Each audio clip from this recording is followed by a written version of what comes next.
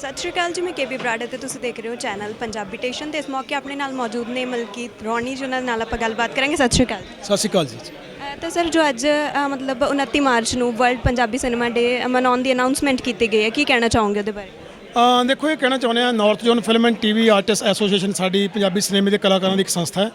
ਉਹਦੇ ਵੱਲੋਂ ਅਸੀਂ ਪਹਿਲਾਂ 2 ਸਾਲ ਪਹਿਲਾਂ ਪੰਜਾਬੀ ਸਿਨੇਮੇ ਦੀ ਹਿਸਟਰੀ ਲੱਭ ਕੇ ਲੈ ਕੇ ਆਏ ਸੀ। ਮਨਦੀਪ ਸਿੱਧੂ ਹੋਰਾਂ ਨੇ ਜਿਹੜੀ ਲਿਖੀ ਹੈ, ਸੋ ਉਹ ਕਿਤਾਬ ਅਸੀਂ ਰਿਲੀਜ਼ ਕੀਤੀ। ਫਿਰ ਅੰਗਰੇਜ਼ੀ ਦੀ ਕਿਤਾਬ ਰਿਲੀਜ਼ ਕੀਤੀ ਭੀਮਰਾਜ ਗਰਗ ਵਾਲੀ। ਸੋ ਉਹਦੇ ਨਾਲ ਸਾਨੂੰ ਪਤਾ ਲੱਗਿਆ ਕਿ ਪੰਜਾਬੀ ਸਿਨੇਮੇ ਦਾ ਜਿਹੜਾ ਬਰਥਡੇ ਹੈ 29 ਮਾਰਚ ਨੂੰ ਹੈ। 1935 ਨੂੰ ਪਹਿਲੀ ਫਿਲਮ ਲਾਹੌਰ ਟਾਕੀਜ਼ ਲੱਗੀ, ਮਨਦੀਪ ਸਿੱਧੂ ਇਹ ਖੋਜ ਕਰਕੇ ਲੈ ਕੇ ਆਇਆ। ਸੋ ਅਸੀਂ ਅੱਜ ਇੱਥੇ ਜਿਹੜੀ ਅਨਾਊਂਸਮੈਂਟ ਕਰਵਾਈ ਹੈ ਸਾਡੀ ਐਸੋਸੀਏਸ਼ਨ ਨੇ, ਸਾਰੇ ਕੈਟਾਗਰੀ ਦੇ ਲੋਕ, ਪ੍ਰੋਡਿਊਸਰ ਵੀ ਆਏ, ਡਾਇਰੈਕਟਰ ਵੀ ਆਏ, ਰਾਈਟਰ ਵੀ ਆਏ, ਸਾਰੇ ਲੋਕ ਇਕੱਠੇ ਕਰਕੇ ਉਹ ਅਨਾਊਂਸਮੈਂਟ ਹੈ ਕਿ ਅਸੀਂ ਅੱਜ ਤੋਂ ਬਾਅਦ ਜਿਹੜਾ 29 ਮਾਰਚ ਆਊਗਾ ਉਹ ਅਸੀਂ ਪੰਜਾਬੀ ਸਿਨੇਮਾ ਡੇ ਦੇ ਤੌਰ ਤੇ ਮਨਾਵਾਂਗੇ, ਕਿਉਂਕਿ ਸਾਡਾ ਜਨਮ ਦਿਨ ਹੈ, ਸਾਡੀ ਕਰਮ ਭੂਮੀ ਹੈ, ਉੱਥੋਂ ਅਸੀਂ ਰੋਟੀ ਪਾਣੀ ਖਾਂਦੇ ਹਾਂ, ਉੱਥੋਂ ਸਾਨੂੰ ਪ੍ਰਸਿੱਧੀ ਮਿਲੀ ਹੈ, ਲੋਕ ਜਾਣਨ ਲੱਗੇ ਆ। ਸੋ ਅਸੀਂ ਹਰ ਸਾਲ ਇਹਨੂੰ ਇੱਕ ਵੱਡੇ ਫੈਸਟੀਵਲ ਦੇ ਰੂਪ 'ਚ ਮਨਾਵਾਂਗੇ।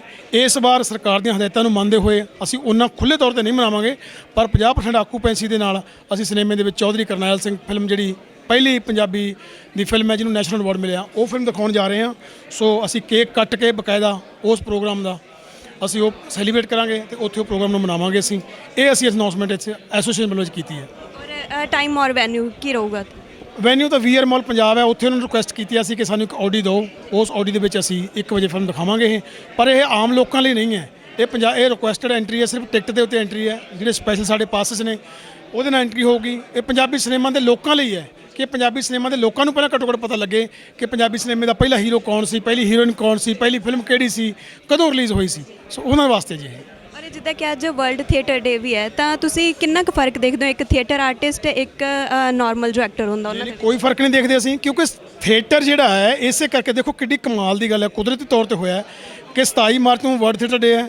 ਥੀਏਟਰ ਤਿਆਰ ਕਰਦਾ ਹੈ ਕਲਾਕਾਰ ਨੂੰ, ਉਹ ਸਿਖਾਉਂਦਾ ਕਿ ਐਕਟਿੰਗ ਦੀ ABC ਕੀ ਹੈ, ਸਟੇਜ ਤੇ ਖੜੇ ਕਿਵੇਂ ਹੋਣਾ, ਫਿਰ ਤੁਸੀਂ ਕੈਮਰੇ ਅੱਗੇ ਜਾਂਦੇ ਹੋ, ਫਿਰ ਸਿਨੇਮਾ ਹੁੰਦਾ। ਸੋ ਇਸੇ ਕਰਕੇ ਪਹਿਲਾਂ ਵਰਲਡ ਥੀਏਟਰ ਡੇ ਆਇਆ, ਇਸੇ ਕਰਕੇ ਫਿਰ ਪਹਿਲੇ ਬਾਅਦ ਵਿੱਚ ਪੰਜਾਬੀ ਸਿਨੇਮਾ ਡੇ ਆਇਆ।